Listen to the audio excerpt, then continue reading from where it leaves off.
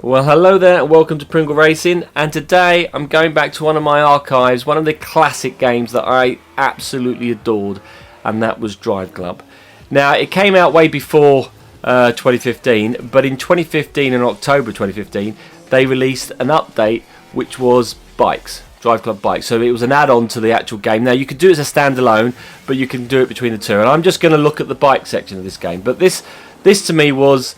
I think this game was groundbreaking, but it never got the recognition it deserved, and that was because this game had a bad launch, and we've heard about the launch, but the game itself had so many things to it. It was simplistic, it was what it was a racing game, and you had various things like tours, and you had to achieve certain objectives on there. As you can see in here, I've completed everything. I've got everything on gold standard, but you have to basically, certain things, it's a set track, set number of laps. You didn't have to do an open world. It was before everything started going open world. But this game was done by Evolution Studios, and you need to know the story of Evolution Studios to understand how Driveclub became no more. And Evolution Studios, and most people don't remember this, but Evolution Studios was responsible for MotorStorm. And a lot of you go, we knew that. But what you don't realise is that when they released MotorStorm, their third and final game, which was absolutely brilliant, by the way, on the PS3, when they released that, the week they released the game, there was the massive earthquake and tidal wave in Japan. So they had to abort the launch. Now, I was lucky because I was one of those pre-ordered the game, so my game still got sent to me in the post before they could recall it back, but they couldn't launch the game because there was this massive natural disaster. The tidal wave had hit Japan, and we couldn't have a game about earthquake and tidal waves and destruction of a racing game, so it was just put on hold. So this massive launch that they were building up for completely just got stopped, and then 2 months later they released it, but you can't then release it with all people were like, hold on. So sadly, MotorStorm Apocalypse got a really bad launch. Great game, and then slowly built up again, but didn't get the impact that the studio wanted. Then obviously when the PS4 came out, and look at the visuals of this. When the PS4 came out, they basically said, right, okay, we're going to do a groundbreaking new type of game. We're going to do state-of-the-art graphics. We've got a weather system to die for, and the game wasn't ready for launch. They promised a few things, they failed to do it because it's all new technology, all new stuff they were trying, and they didn't be able to juice it on launch. So the game was delayed a year. Now, it got so much bad press for that because other games, we all know games get delayed all the time, but it was probably the year when games first got delayed. So the game came out, the multiplayer didn't work. So there was an uproar about that, people were appalled. They fixed it. It came out within 2 months later. Then they released the weather system a few months later on that. People say it should have been released on launch, but the weather system is amazing.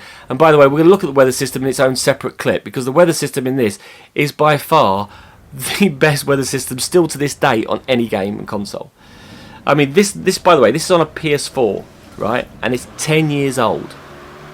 And I love this circuit. This is an Indian circuit, which is absolutely great. Just the detail of it, the people look brilliant. You got the dust on the road. It is such a good circuit. Just look at this circuit. This is so good. So when the game got bad press, got bad launch, it didn't deliver, and obviously that was when the rivalries between consoles were really big. So Xbox, anything to make the game didn't stand out because Xbox weren't winning or PlayStation weren't winning. They would dive on each other. I feel that Driveclub got a real bad press, and this was the first time I found a studio stuck with it. So Evolution Studios came out clean. They did a lot of stuff on Facebook. They were telling you that we've updated the tracks, we've got some more tracks coming out, and over the course of a year this game transformed. It was nothing like the game they finally released, but the press stayed with them. Now if you take games like No Man's Sky to this day, that came out horrendously and has recovered and got its press it's got. What about Cyberpunk? That got the bad press, but that's managed to recover itself as well. Games now, if they're given the effort, can recover.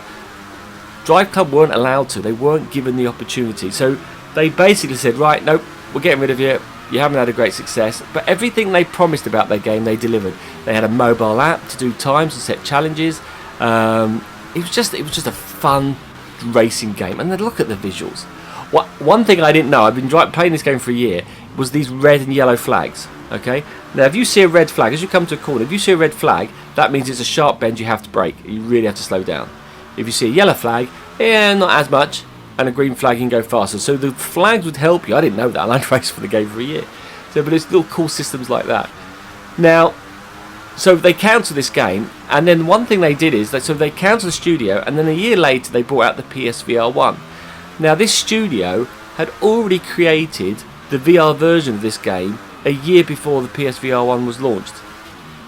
And by the way, VR racing on the PlayStation really didn't come out until Gran Turismo 7. So, and that was it, 4 or 5 years later? So, well, it was 25 years later. So they'd already created a VR game where you could do online racing in VR. Don't get me wrong, it was a bit of a, it did make you feel sick. But once you got used to it, it's quite good. I mean, I platinumed that game as well. But it wasn't allowed to recover, so they closed the studio off. Most of the developers went off to work at, what's the company got? I've forgotten the thing. Oh, Codemasters.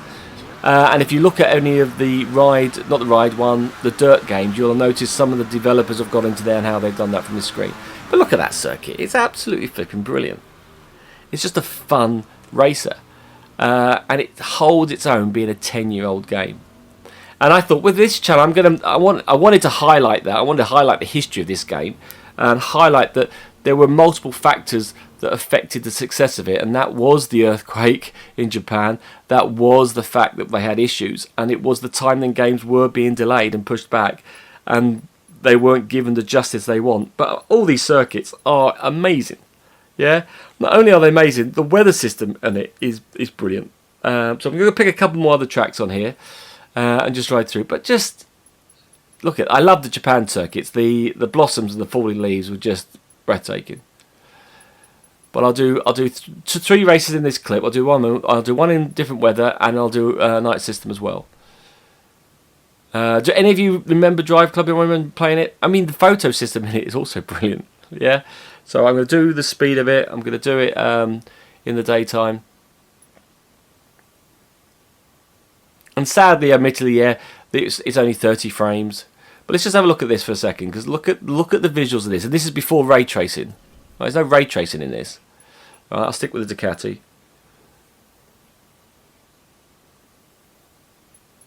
Maybe not. Maybe I'll go for something different. Let's do a Suzuki and then not do that horrible green. Oh, I don't know. Yeah, let's do a different bike.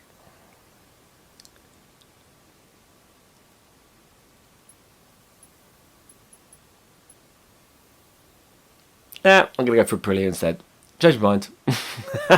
Can't say. The bikes all look too good. Right. So what we're going to do here is, I'll ride this bike here.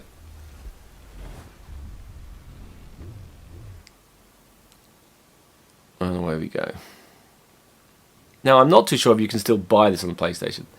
But look at the reflection. Look at the way this is on a PS4. Look at that. It's not ray tracing, by the way. There's no ray tracing on that. And look at the water just running down your screen. Have you ever seen any rain that looks like that at all when it's heavy rain?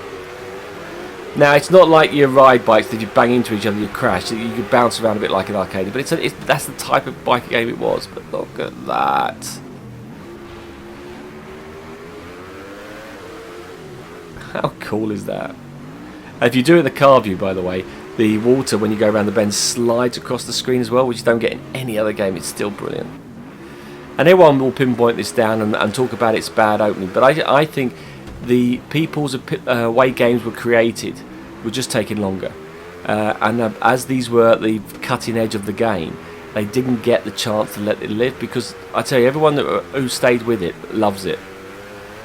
I don't know anyone who actually hated this game. Yeah, after the updates were complete. They could probably have hated it before it was updated.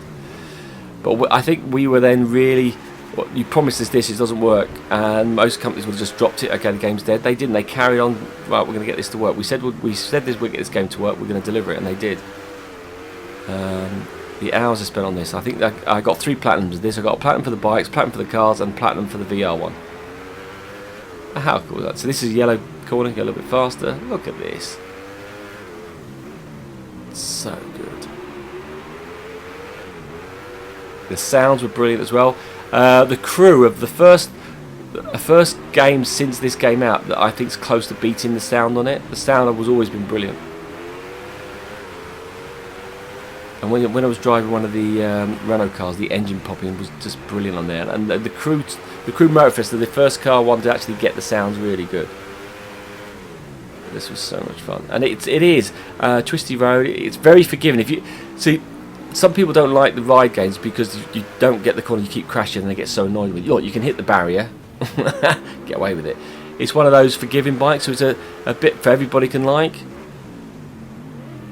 and you can improve with that a bit. This gives you a lot of very forgiving types, which made multiplayer so much fun as well.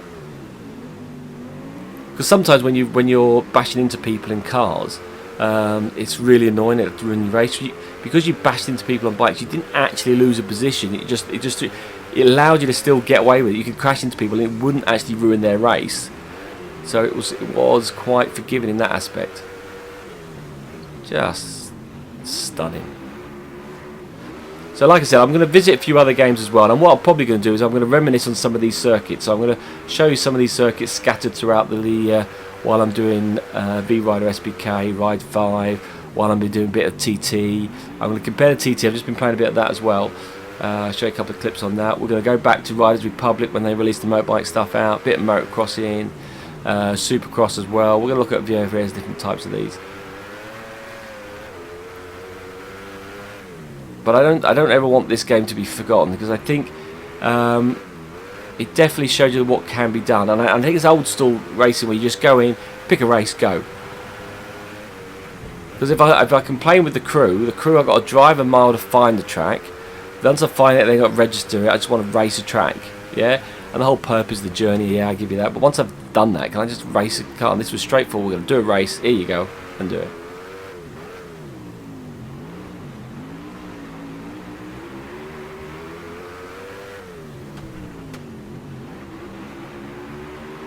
And this weather system was absolutely brilliant.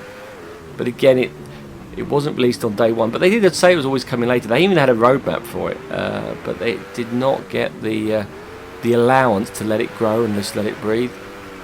It's a shame, because this would have been a really good franchise to keep going. They've only got Gran Turismo. They could have had two going. You're a bit like, the Forza Horizon and Forza Sports. You could have had these two type of games going across.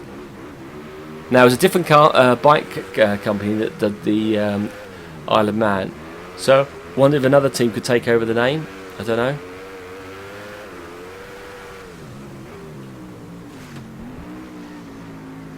I always liked Driveclub, and you had to. I like the premise of it. You try and have your group of people all gaining points. So, if you belong to a club of riders, which you don't do, and if you do win points, you win that group points as well. So if you have a group of really good drivers, you're all scoring points for your team. Still got it though. Look at that. That's not bad. Right, we'll do one more race, and then we'll do other strict clips on here. But the downside is, whenever I'm going to show you one of these clips, I'm just going to keep raving how impressive are, even though it's 30 frames. Yeah. And no one's going, well, it's not 60 frames. Yeah, I know, but it was still good.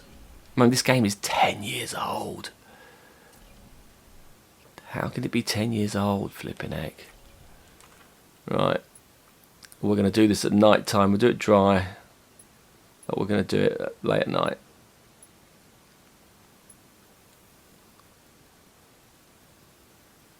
Right. There we go. Dark time. See how this goes. I might do a different bike now. I'll do the Zuki this time now, and don't do that horrendous green.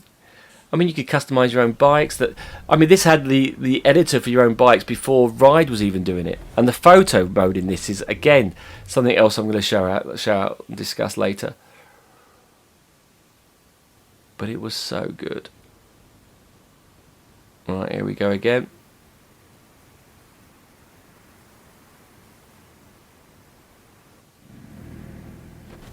Look at this, how cool is this? Oh, with the lights through the mountains in the icy weather.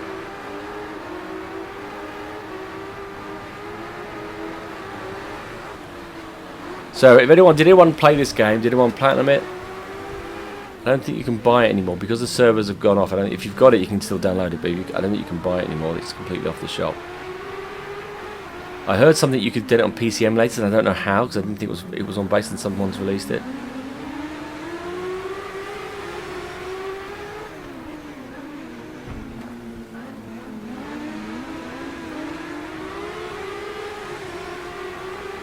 It's so good.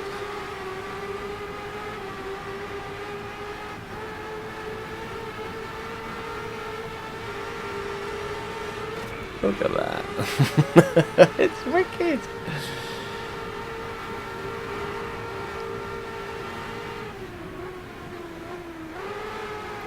I just wonder that what they could do now on a PS5. If they were doing this on a PS4 on pretty much at the beginning, just before it was launched, what could they do on a 5 now?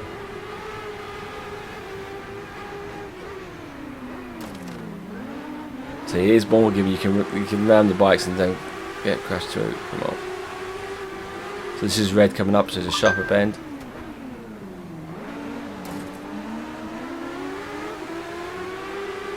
There we go.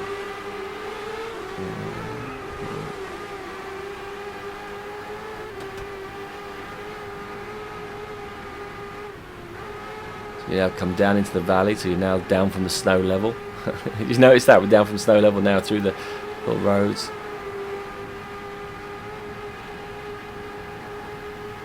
Cut through the tunnels.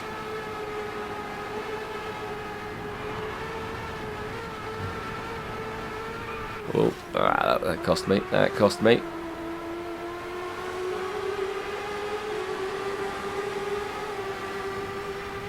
Oh, look at this tunnel here now. Look at this one.